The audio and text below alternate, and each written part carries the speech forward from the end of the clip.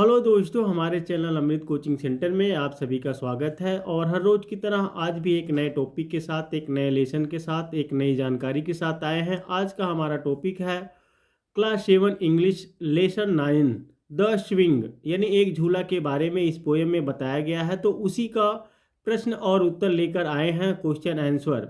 यानी इस पोएम में जो भी घटना घटित हुई है उसके बारे में पूछे गए सभी प्रश्नों के उत्तर हम आसान तरीके से जानकारी प्राप्त करेंगे कि किस तरीके से क्वेश्चन पूछा गया है, क्या घटना घटित हुई है, उसका आंसर यानी उत्तर बहुत ही आसान तरीके से जानेंगे। आपको पढ़ने या समझने में कोई असुविधा नहीं होगी, आप आसानी से पढ़ सकते हैं, समझ सकते हैं और उसको एक दूसरे को भी आप बता सकते हैं बहुत ही आसान तरीके से। इसको चाहे तो आप अपने नोटबुक में लिख सकते हैं ताकि इसको बहुत आसान तरीके से पढ़ सके, याद रख सके।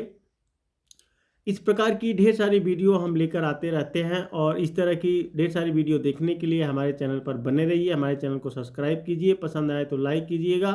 और ऐसा कोई सा भी लेसन आपको पढ़ने में दिक्कत होती है तो उस लेसन का नाम और क्लास का नाम उसको लिखकर आप भेज सकते हैं। उसका हम इसी प्रकार से सरल हिंदी अनुवाद ट्रांसलेशन करके पढ़ा सकते हैं, आप भी पढ़ सकते हैं। देखते हैं इस पोएम में क्या पूछा गया है।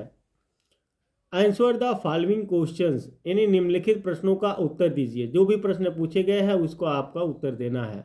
तो पहला क्वेश्चन है, how does the child feel about the swing. बच्चा झूले के बारे में कैसा महसूस करता है।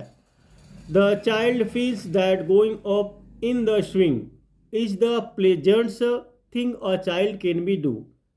बच्चे को लगता है कि झूले में चढ़ना किसी बच्चे के लिए अब तक का सबसे सुखद काम है। क्वेश्चन नंबर बी पूछा गया है, what does the child see in the countryside. बच्चा ग्रामीण इलाकों में क्या देखता है। अगला क्वेश्चन जो पूछा जाता है कि उसमें भाई बच्चा जो ग्रामीण साइड होता है, कंट्री साइड होता है, ग्रामीण साइड में क्या क्या देखता है। तो अब ढेर सारी चीज़ें उसको दिखाई देती है।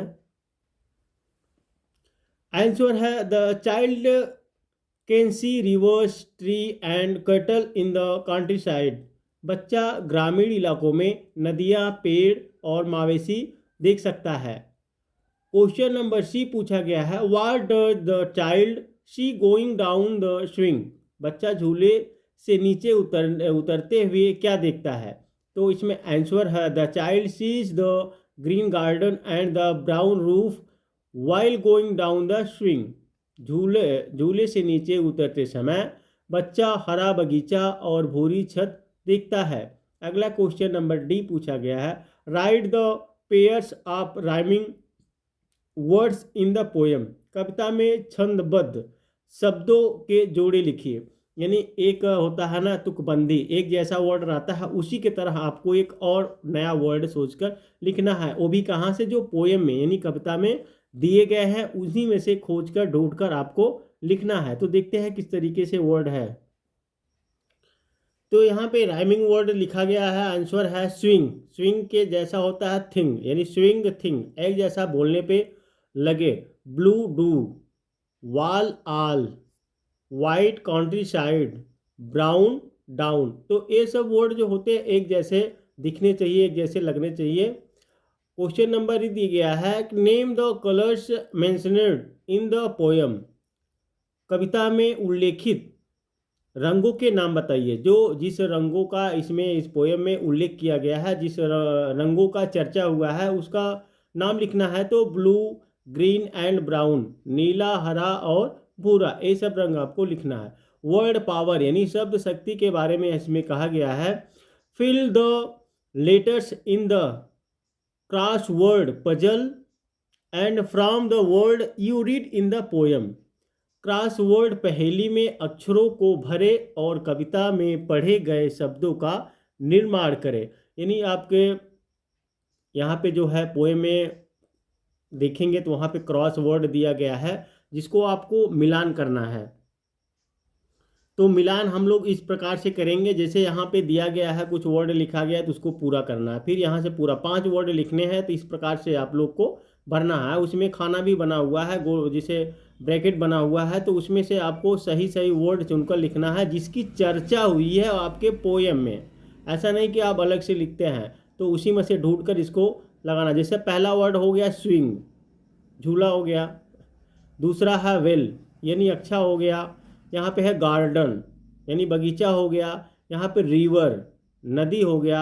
यहाँ पे ट्री यानी पेड़ हो गया। तो इस प्रकार से देखिए, पहला हो गया स्विंग, दूसरा हो गया वेल, तीसरा हो गया गार्डन, चौथा हो गया रिवर, पांचवा हो गया ट्री। तो आप लोग को इस तरीके से यह क्रॉस वर्ड से चुन चुनकर इसको पहेली को जो है सुलझाना है, सही करना है। तो उम्मीद करते हैं इस पोएम का क्वेश्चन और आंसर आप लोगों को बहुत ही अधिक समझ में आया होगा। तो ऐसे ही वीडियो देखने के लिए हमारे चैनल पर बने रहिए। आपको भी किसी भी लेसन का प्रश्न उत्तर या हिंदी ट्रांसलेशन पढ़ने में जो दिक्कत होती है, आप बनवाना चाहते हैं, तो कमेंट बॉक्स में उसका नाम और क्लास का नाम लिखकर आप भेज सकते हैं।